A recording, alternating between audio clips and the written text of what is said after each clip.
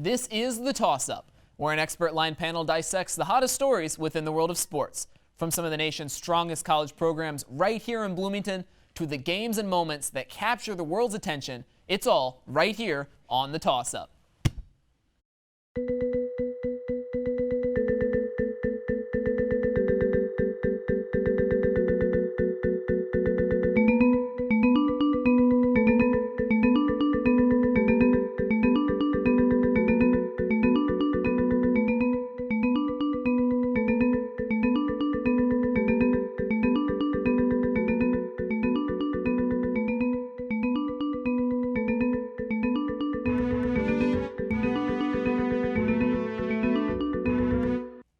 Well, it's that time of year again. College basketball season is upon us. From November to April, it's non-stop basketball. Some of the rising stars of the sport are getting started here and now, and they could be lacing up for your alma mater.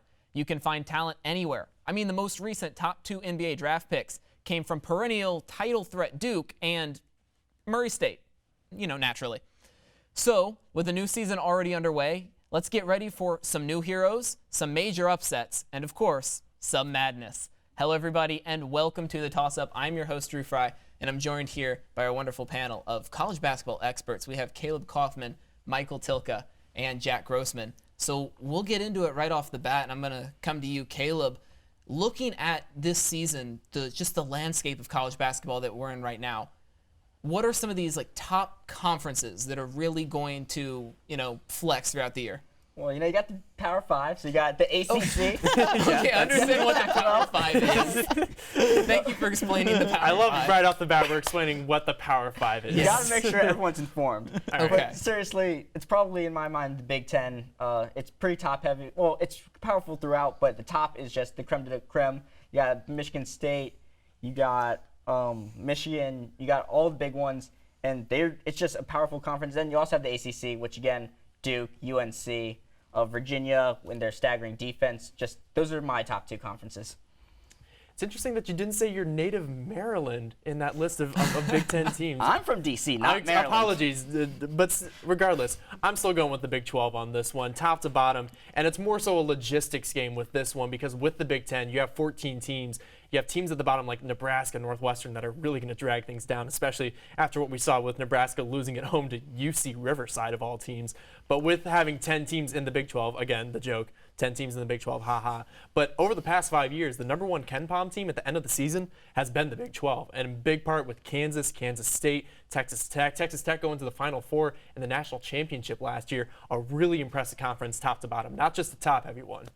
The Big 12 rarely, though, has had multiple teams that can make a Final Four national title run, and that's why I never really viewed it as the best conference team that from top to bottom it is. I'm not sure if there is a truly great conference in college basketball this season. Last year was probably the ACC with all the top-heavy title contenders they had, but the ACC lost 14 out of 15 of the first, second, and third teams all conference. The only player returning is Jordan Ware at Louisville, and by the way, Caleb, Louisville's better than any of those teams that you mentioned in the ACC. That is true. See, I like no fun on that, but the ACC is not a great conference this year. The Big Ten is not a great conference this year. After Michigan State and Maryland, there's not really much there. I guess maybe Ohio State. The Big 12, you could argue Kansas, you could argue Baylor. It's just, if I had to choose one, I'd probably choose the SEC because I'd take the 1-2 punch of Kentucky and Michigan State plus the depth of teams 3 through 8 in that league probably better than I would the Big Ten or even the ACC. And that's just a wild statement coming out of my mouth, the SEC. But Michigan State's in the SEC, though? You said the 1-2 punch. You said the 1-2 punch of Kentucky and Michigan Kentucky State. and Florida, yes. Kentucky and Florida, There we go. yes. My bad. Yeah. But I honestly think the SEC could be the best conference in college basketball this year, but there's not a dominant one by any means. So, Jack, for you, could this be the year of the mid-major, or is that just something we keep chasing? I just think it's going to be a year of parity. To where the only team that I could argue at any point could be like a step above if anyone else is Michigan State, and they've already lost already. But but if they get Josh Langford back fully healthy and he plays the same way he was before he got hurt at the beginning of last year, that to me is still going to be the best team in college basketball, the odds-on favorite to win the title. But it's going to be, there's 15, 20 different teams you could argue that could win a national title this season in college basketball. It's not like a year ago where, you had Virginia, you had Duke, you had North Carolina, you had Michigan State, and there was just kind of everyone else, you could make a lot of different arguments for who could win a title and make a Final Four this year.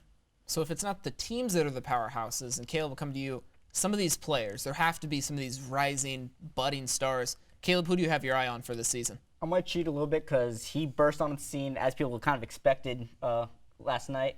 But Cole Anthony just dominated at UNC in his opening game, and I really think that's the rising star. He's going to be a powerhouse in the ACC going forward. He's a matchup nightmare for people. Has the matchup of size, skill. He can shoot from anywhere. Just kind of a terrifying talent to begin with. Not a lot of people that can match up with him, so I'm going to give him my rising star pick. So Jack and I have been talking about this a lot on the Double Foul podcast, which, by the way, subscribe to the Double Foul podcast. was It's waiting for the available on plug. Spotify and Apple Podcasts. Always a shameless plug. Always got to Yes. go with the shameless Yes. plug. But the one thing we've really seen across the country, regardless of conference, is that this is the year of the point guard. And the fact that it's so good across the country. But I'm going to pick a really undervalued point guard. And Jack's going to start laughing as soon as I say his name because he knows it's coming. DJ Carton at Ohio State, the Bettendorf native. I was incredibly impressed with You what he can't was. possibly say if DJ Garden, you're a point guard over, Cassius Winston, Marcus Howard, Cole Anthony, who scored as many I'm talking points as rising stars. Syracuse's Here, entire but team Jack, did. you gotta listen here. yeah, It's the question says who's a rising star. He Those didn't are even already start stars. yesterday. That's why He he's still had a rising. great game. Exactly. He's played one college game. That's why he's If he rising. wasn't from Bettendorf, you wouldn't be saying it. He's still an amazing If he athlete. wasn't from Bettendorf, he's you still a wouldn't top be 30 saying it. prospect. He played great basketball on Wednesday He was night. not a Again, top 3 prospect. He was a 5-star. He was not a top 3 prospect. I said top 30, not top 3. You said gotta top lose. 30. You gotta use definitely yours, said buddy. top Gotta use We yours, can buddy. we can run the tapes back a We'll little run the later. tapes In the back on that. meantime, Anyway, DJ Yes. Carton, I was incredibly impressed with what he was able to bring for the Buckeyes against a really solid Cincinnati team on Wednesday night. Came off the bench, gave him some really nice opportunities to score, not only to stretch the floor, but to be able to drive to the basket as well. so Jack, is your rising star a starting player? Actually, no, he came off the bench also. Wow. It's, After all of Wow. it's Tyrese Maxey. Unlike DJ Carton, though, Tyrese Maxey dropped 26 points on the #1 team in the country. So, come on, give me a break. And he made the 3 biggest plays in their win over Michigan State. He's a guy who is not a top 3 recruit either. I said top 30. I said three. top It's 30. okay. We'll play You it said back. three, yes. All right, fine. But he was a top 15 recruit, one of the highest guys Calipari's gotten to Kentucky in the last couple of years. And, man, he can ball. He can blow by guys. He has range. He can do everything offensively. He's a really good defender as well. I think he might be the leader for SEC Player of the Year. Wow. And bold predictions. I mean, especially from you, but we'll see how this all pans out. And so as we've talked about a little bit before, you said there's a lot more parity in the league. I mean, do you see one particular player maybe being able to dominate the college basketball It's landscape? the Cole Anthony show, for sure. That was already decided a night ago. The kid's so good. He's so fun. Who's going to stop him? I'm looking at even the top teams in the ACC. I don't think they have a good matchup against him for the most part. I mean, you look at who there is. I guess Duke and Trey Jones is really the one I'm looking forward to. That's a gap in height. Yeah, but Trey Jones is one of the best on-ball defenders in the country. I mean, that's probably the only one. Virginia, just because of the pack line, will be an interesting show. But I mean, Louisville, I know for sure that's a terrible matchup for Louisville because Louisville's biggest weakness is point guard and guard play. Easy to eat that team up, but for me, if you're looking at through the ACC, it's Duke and it's Virginia. The one thing that I have my eye on this year is that there was a lot of really talented freshmen last year who decided to forego the NBA process and the NBA draft and decide to come back for their second year of college basketball. And what I have dubbed the 2 and through players, not one and dones, but 2 and throughs. Okay. You have players across the country like Devon Dotson coming back playing for Kansas, Iota Sunmu coming back playing for a team in Illinois that a lot of people are liking. I'm really interested to see how these freshmen make the underclassmen jump there and to see how they develop their skills to not only prime themselves to be successful in their second year of college basketball, but to put themselves in a position for high draft picks next year. Yeah, the biggest one you mentioned, or didn't mention actually, is Jalen Smith at Maryland, where that team is a legit top 5 team and a Final Four threat. I'm going to piggyback sort of off Tilka, but also with your 2 and 3, that's slightly better than when Calipari tried to dub succeed and proceed for one and done. I'm giving you a slight edge on that one. Cool. But I'm kind of interested in players that returned, like Tilka was saying, but does their stock rise or fall? Because that's always a weird thing where someone like Cassius Winston, he probably could have and maybe should have made the jump last season. Probably a mid-tail end first-round pick, early second. But does him coming back actually raise his stock at all? or does it plummet him like you kind of saw with Miles Bridges last year from Michigan State, where he was thought to maybe be a top 5 if he left after his freshman year, came back, still had a great season, but still his stock dropped a little bit. And so some of these teams that have some of these players, or maybe just teams in general, that we might see their stock fall. Who are some teams that you all have seen, Caleb, I'll just send it right back to you, that have had a lot of hype that you feel could be underwhelming this year? I might go with Duke after that first game, to be honest. They have a big freshman class that with Vernon Carey, Wendell Moore, Trey Jones comes back, which was a little bit surprising, mostly because how his brother left, Tyus Jones, after Duke won 2015 national title. But just they didn't look overwhelmingly good. I know they're playing Kansas, who is another great team, but very sloppy. They showed their youth, and their offense kind of scares me a little bit going forward. Their defense should be great, but the offense, iffy. The one team that I think is overrated in a sense is Villanova. They still have a great basketball team. Jay Wright, obviously, with 2 national titles in a 3-year span. But when talking in the offseason and with being in Villanova for 20 years, one of the things he emphasizes is that this is going to be a rebuilding year. He has young talent, but again, it's young. He doesn't have it built up the way he wants it to yet. So I think this year they take a more quiet approach. They still make the tournament. They still have some success, but I don't think they're going to have the level of success that a lot of other national outlets are going to expect. I'm just going to talk while I regroup on the fly here. But, I mean, when you look at Villanova, that was a team that lost in the round of 32, loses its 2 best players in Pascal and Phil Booth, and is still in the top 10 despite not having a phenomenal recruiting class. That, to me, raises some red flags as, okay, they may not be as good as what the media thinks, but I'll go Purdue, I guess. I mean, which is a tough, it's a little bit of a gamble there because Matt Painter is a guy that year after year, the last 4 or 5 years, has lost someone really big, and it just hasn't mattered to where you lose, Biggie Swanigan, you make the Sweet 16. You lose 4 or 5 starters, you make the Elite 8. You lose Carson Edwards, you kind of just expect him to keep going, but that is a large hole to fill without Carson Edwards this year, and they're in the top 25 right now. And I'm not sure if there's enough talent in that backcourt to help their talented frontcourt to have as good of a season as some people think they might have. And especially with No-Gel Eastern running things for that offense, I'm really curious to see that. I mean, I think No-Gel Eastern's fine as a facilitator. It's just I don't know if they have enough shooters. And when you lose a guy like Carson Edwards on top of that, I do really like their 1-2 punch inside of Harms and Travion Williams. So that's going to be a really good front court. For sure. And now we're going to flip the script a little bit before we go to break. We'll try and end it on a little bit more of a positive note. The opposite of that, Jack, who are some teams that no one is talking about that you feel like are a little underrated? The Illinois Fighting Illini are not only going to get back to the NCAA tournament for the first time in almost a decade, which that's weird to think, but they are going to be a top 4 team in the Big Ten, get a double bye. That team is really, really talented, and no one is talking about it. Yes, I know they blew an 18-point lead to Nicholls State and barely won in overtime on Tuesday night, but they're very young. They got Ayo Dosunmu back, as Tilken mentioned earlier. They also have Trent Frazier, who's been there for about 80 years. They bring in Kofi Cockburn in the best freshman class in the Big Ten. They have Georgie Bavashvili, a really talented big man, and I really like Brad Underwood. I like his style. He's a really good coach, and I'm very high in Illinois. They play a style, that pressing defensive pressure style that no one else plays in the Big Ten, and that's going to throw people off. And they finally have the talent to get wins off of that also. Yeah, I really like that pick with all the shifting going on in the Big Ten.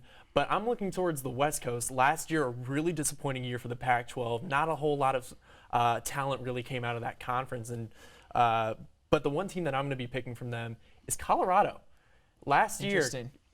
You had them in the Final Four. I do have them. They are one of my Final Four picks, but Jeez. Colorado is returning every player that started a game last year, all 8 of those, and is only losing 2 players that had minor input last year. I'm really liking the talent they bring back. Auburn, on the toss-up, I picked Auburn last year to go to the Final Four, and the reason for that was they brought back a lot of their talent and a lot of their experience, and that's why I'm liking Colorado in the same vein. They're bringing back all that talent, all that ability, and the chemistry is just going to be off the charts in Boulder. Wow. All right, Caleb, before we go to break. Before I answer, did you actually choose Auburn last year for your Final Four? I do. Check the tape. We'll check the tape. That is crazy. He's got a few things to check now. You got a lot of work to do. You also had Iowa State.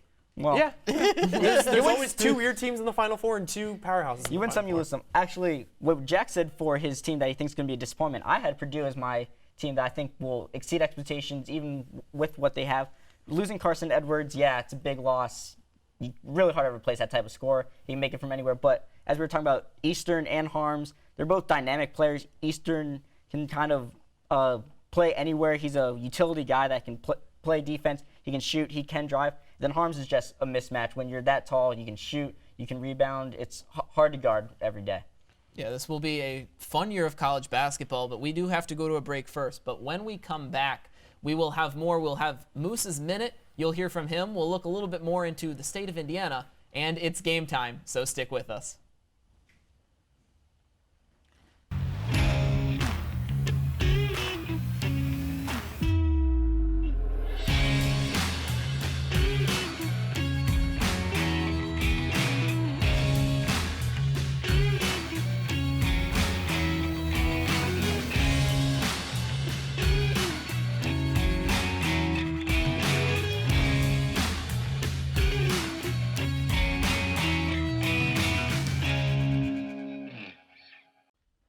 Welcome back to the Toss-Up. Now, we've talked college basketball as a whole, but let's take a closer look into one of the premier regions for collegiate talent throughout the country, the state of Indiana. Now, several of the top Indiana programs are having down stretches at the moment, including Butler, IU, and Notre Dame. But let me tell you, Hoosiers love their basketball. And while some of the top collegiate programs may not be as successful currently, the high school ones still are. So this week's spotlight is not just on one Indiana player, but an entire school. I'm talking about high school basketball powerhouse La Lumiere. La Lumiere finished last season with a record of 29-1, including a perfect regular season. Max Preps ranked them as the number 2 team in the state and top 12 in the entire nation. And the pure talent they had on their team was a huge reason why. 24/7 Sports ranked the top high school basketball recruits in the state, and 3 of the top 4 played for La Lumiere last year. Those names include 5 stars Isaiah Stewart and Keon Brooks, now playing for Washington and Kentucky, respectively. Even now, La Lumiere may not be done. They've got 2 more top 10 state recruits in next year's class, and interestingly enough, one of those prospects has already committed to Eastern Kentucky. Now, attending some of these lower caliber schools is seeming to become a trend in college basketball. And for more on that, I'm going to pass this segment over to our very own Moose Moskaluk. Moose, take it away. Thanks, Drew. Most of the time when it comes to college basketball star freshmen, they always seem to attend the same schools. Duke, Kansas, UNC, Kentucky, you get what I'm saying. That makes it really easy for the common fan to watch them and get to know the top prospects for the NBA draft. However, this year, the star freshmen are a bit more spread out. Top-ranked recruit James Wiseman stayed home and attended Memphis. He passed Derrick Rose as the top-ranked recruit to ever attend Memphis. The number 15 recruit in the nation, Precious Achiuwa, will also join Wiseman there. The second-ranked recruit in the nation, Anthony Edwards, is attending Georgia, and yes, he'll be playing under former IU head coach Tom Crean. And to round out the top 3 freshmen in the country, Isaiah Stewart from La Lumiere, as Drew mentioned, is out west in Washington. He'll be joined there by number 8 recruit Jaden McDaniels. Now, as they've been talking about, the number 4 recruit Cole Anthony went to a traditional powerhouse in UNC, and he's ripping it up. But number 5 in his class, RJ Hampton, made a different move than all of them. Hampton turned down numerous Division I offers and instead is playing for the New Zealand Breakers in the NBL. With the top-ranked prospects scattered all across the country instead of attending the same school, this year should be a fun one in college basketball with incredible parity. Back to you, Drew. Thanks, Moose, and welcome back to the panel. So now, this is game time, the moment of truth. You all have seen the game before. Agree to disagree. We are going to argue for one of the top preseason top 10 teams. We each have to argue on why that team has a chance to win the title. So I've completely randomized this. I promise it's all random on my part. So Caleb is questioning me a little bit. He's a little worried. But to start off, the matchups are going to be me versus Michael Tilka and Caleb Kaufman versus Jack Grossman. And the teams we have been randomly assigned, Michael Tilka will be arguing for Michigan State. All right. I can do that. and I am the one that ends up with Villanova. So Caleb- we know Drew didn't rig this. I already. did not. Yes, there we go. There's my proof. So I'll start off. We want to keep these in 30 seconds or less. That's another twist that we're going to put on this. So real quick arguments. And I'll start off with, how can you doubt a Jay Wright team? I mean, this is a man with championship experience. Yes, there was a little bit of struggle last year and a bunch of turnover, but we've seen with a lot of these teams with relatively strong recruiting classes and a lot of youth that they learn to come together throughout the season. Last year's team had a solid push near the end, ended up winning the Big East in tournament-style fashion. And there's no reason they can't do that again this year with several young star players to come up. I think that Jay Wright is really in for a bounce-back year. They are preseason top 10, and they got to be there for a reason, right? So that's my argument for Villanova to win a national championship. Preseason top 10 is one thing, but preseason number 1 is a completely different thing. And the way that this Michigan State team is designed is going to be absolutely brutal for any team that faces them. First off, you got to coach Tom Izzo, where they sell shirts in East Lansing that say January, February, Izzo, April. So the fact that he has the experience to see this team succeed is incredibly, incredibly important. And then you have one of the best, if not the best player in all of college basketball running your offense in Cassius Winston. And we saw what a difference he can make against an uber-talented athletic team like Kentucky. And to see him manage the floor the way he did, absolutely incredible for what Sparty is able to do this year. And that's why I think they can be the team to cut down the nets. Real quickly, when was the last time in preseason number 1 won the national title? I know the answer. Pick me. Pick me. Will you pick me? All right. I'll let him go. North Carolina in 2009. Very good, And they beat Michigan State that year. Was this a question we go. already that he should know the answer to? Yeah, probably. But also, I would say that there's also a top 10 team every year that just falls off the face of the earth, and Villanova would be my pick for that. Wow. Jeez. Harsh That- words for the Wildcats. Yeah, that's fair. And I have a feeling I'm going to know who won that matchup. But next, we're going to go on to Caleb Kaufman facing off against Jack Grossman. And the matchups we have here, Caleb, you're arguing on behalf of the other Wildcats, Kentucky. I know you're worried about which Wildcats you were going to end up with. And Jack is going to be I arguing. was so sure I was getting Kentucky. You're not getting Kentucky. You will be arguing against Kentucky. You'll be arguing do that. for Maryland. Ooh, I'm liking this. So, Caleb, I'll let Roll you go reversed. off. Tell us why the Kentucky Wildcats will win it. Well, I appreciate your recommendation to do Kentucky, but we're actually going to switch this up a little bit, and we're going to get I some reject your feedback. reality and substitute my own. Exactly. Good work, Caleb. Not, oh, God. So do I win by default? No, because we got So I Duke get to win by basketball. default and actually win? So, Caleb, so you're going to argue the Duke basketball Duke team that you basketball- just said was overrated. Exactly. Okay. This is the type of things I think about. All right, go for it. I have no power. No, you don't. So Duke is going to win the national championship. You have a 72-year-old legend in Coach K. No one can even spell his name if you ask on Toga, stop it. Nope. KRZYZEWSKI. It's not that hard. It's pretty hard. It's a lot of vowels. So you have Coach K, 5 national championships. He's got a stacked team coming in. Cassius Stanley, great. Vernon Carey, great. He brings back Trey Jones, who possibly is the best on-ball defender in the country. So defense, you're set, big guys. And on top of that, you have some role players that a lot of people kind of forget about or sometimes dislike in Alex O'Connell, who can be a three-point shooter. Alex O'Connell's terrible. I know you're going to say this. and he's still better than Jack White. Well, yes, and that leads into my second point. If Jack White can find his freshman year where he was a 3-and-D player, not just a 3-and-D player without the whole 3 part, then Duke is set to go. And that's my pick. Okay, Jack, have at it, Maryland. All right, Maryland is one of the most talented teams in the country. Toka talked about guys coming back, rejecting the NBA. Jalen Smith and Anthony Cowan are arguably the 2 biggest ones to do that. Anthony Cowan's a guy that's averaged double figures throughout his career at Maryland. He's a really good facilitator. He just needs to cut down those turnovers, and I think he's finally going to be able to do that. Jalen Smith, his nickname was Sticks because he was really skinny as a freshman. Now his nickname is Logs after a year in the weight room. And he's a guy where Bruno Fernando made a huge jump freshman to sophomore year to where he was good as a freshman, elite in the country as a sophomore. Jalen Smith put up better numbers as a freshman than Bruno Fernando did, and that's despite the fact that Bruno Fernando was Maryland's main option his freshman year, whereas Whereas Smith was arguably the third option for the Terps, and Jalen Smith was still better than Bruno Fernando was as a freshman. So he is going to be an absolute monster. He may be the best big man in college basketball. And that's still, you got Eric Ayala, Daryl Morcell. This is finally going to be the year for Mark Turgeon to break through in the NCAA tournament, and the Terps will be in the Final Four. All right, so I'm just going to say, I take your sticks and I raise you a Slim Reaper. That's all I'm going to say. Alex O'Connell had 6 3-pointers that were wide open in the Champions Classic game against It's Kansas. the hair, How many dude. of them did he make? He's got to cut his hair again. He changes it every He time. made one. Made one. That is true. I'm good at okay. math.